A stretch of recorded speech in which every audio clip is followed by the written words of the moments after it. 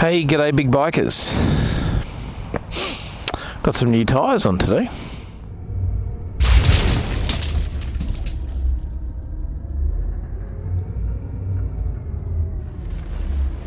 So it had a Motovlogs Tractionator Adventure on the rear and a Pirelli Scorpion Rally on the front. So I've put a Pirelli Scorpion Rally on the front and a Motovlogs Tractionator on the rear. You know, if it ain't broke, don't fix it. So many guys actually run around changing tyres and trying to find a good combination, and generally on the Africa Twin they tend to come back to this combination because it is so good. You know, and I'm on all the Facebook groups, the Africa Twin Facebook groups, and people kind of going, you know, this is almost the perfect combination for the Africa Twin. So I figured, well, there's no point in changing because it has served me very well. This is actually my third set now.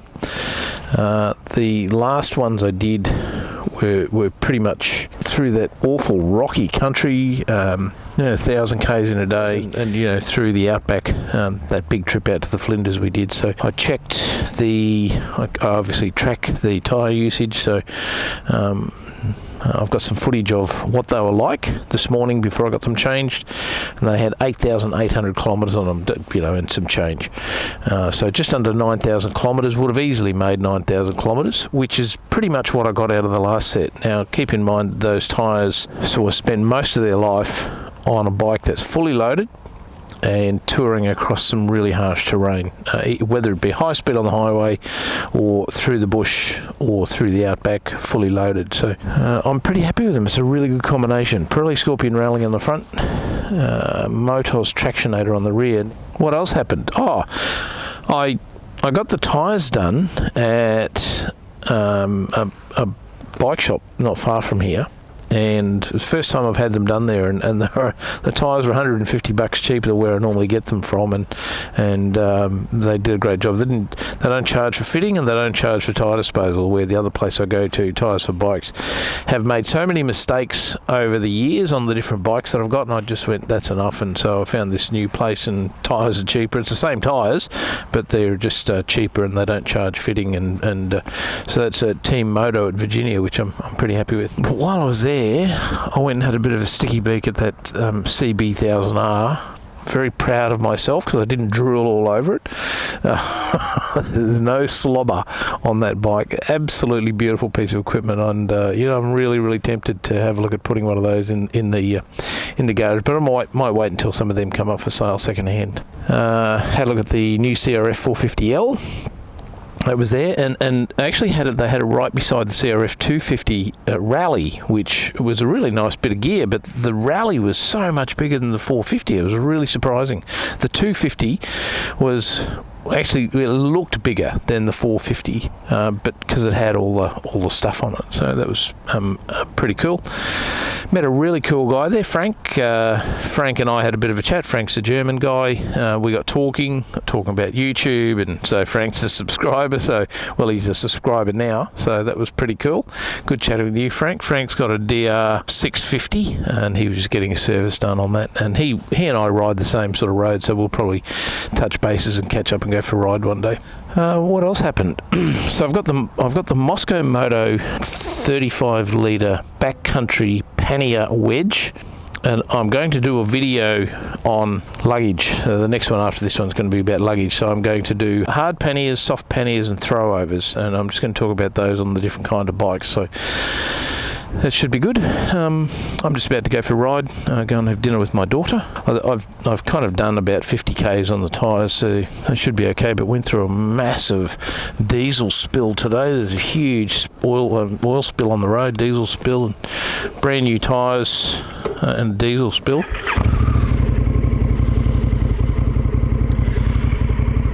And I just got a message from one of my Facebook friends, fellow by the name of Steve Mack.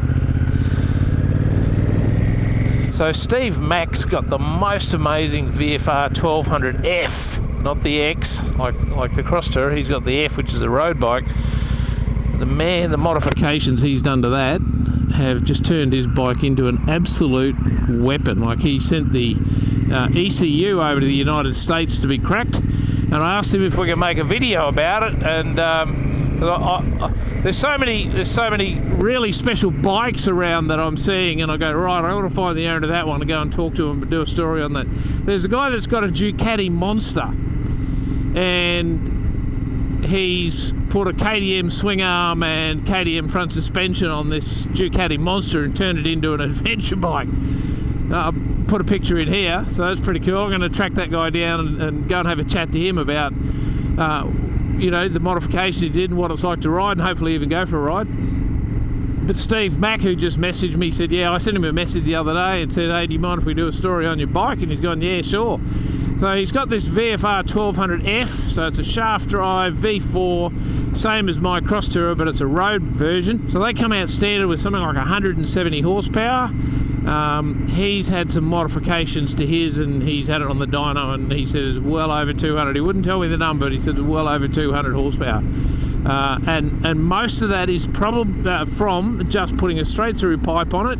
So he's taken the catalytic converter out of it and having the ECU reflashed. So he sent the ECU off to this mob in the United States, reflashed his ECU on his bike. On the F, what they did, they put a limiter on it in first and second, so that you couldn't kind of, no, I'm not talking about an engine limiter, I'm talking about a speed limiter. So, you know, accelerating off the line was limited by the ECU. So he's had all that taken off and some other modifications done inside of it. So look at that weather.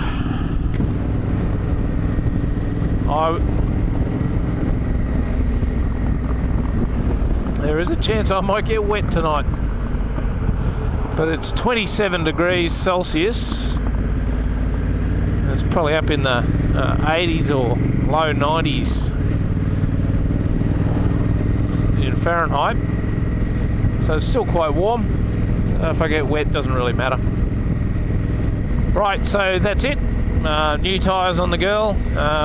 She's pretty much ready.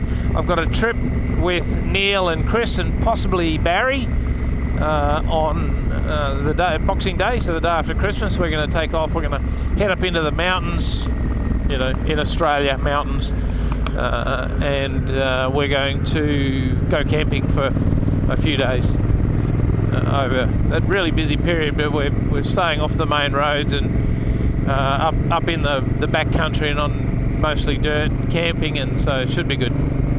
So the bike's ready for that. I just need to pack it and just make sure I've got everything. So that's it.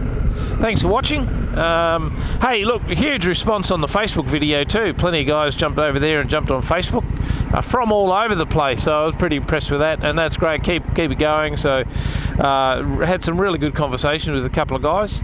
And one of the things that it enables me, to do is I laughed because I had a very funny conversation. It's just enabled me to put up videos of things that I'm watching that are relevant to kind of big bike adventures and the sort of stuff that, you know, I like to talk about here. But I got to tell you a funny story. There's one particular guy. He's not a subscriber anymore. He decided that he had enough.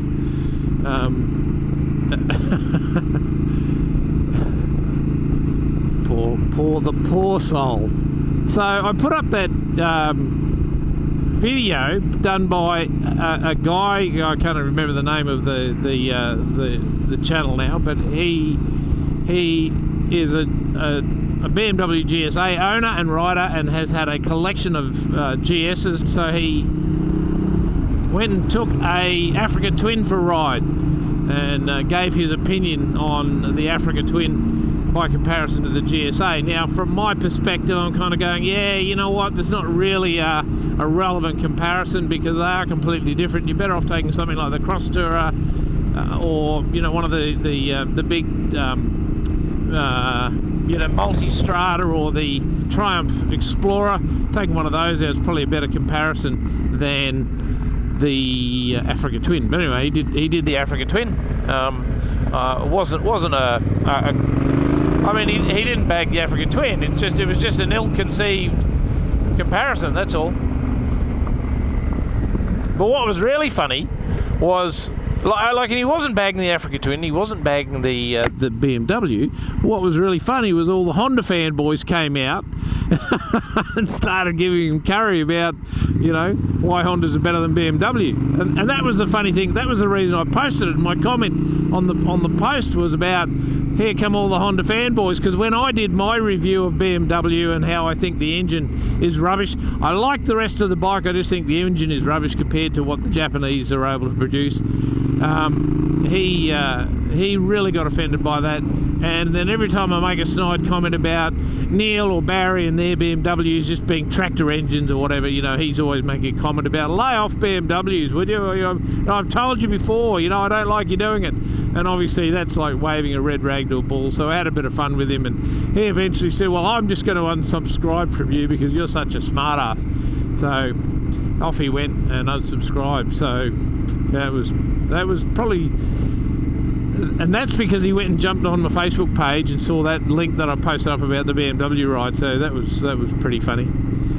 Really a little bit precious, but anyway, all good.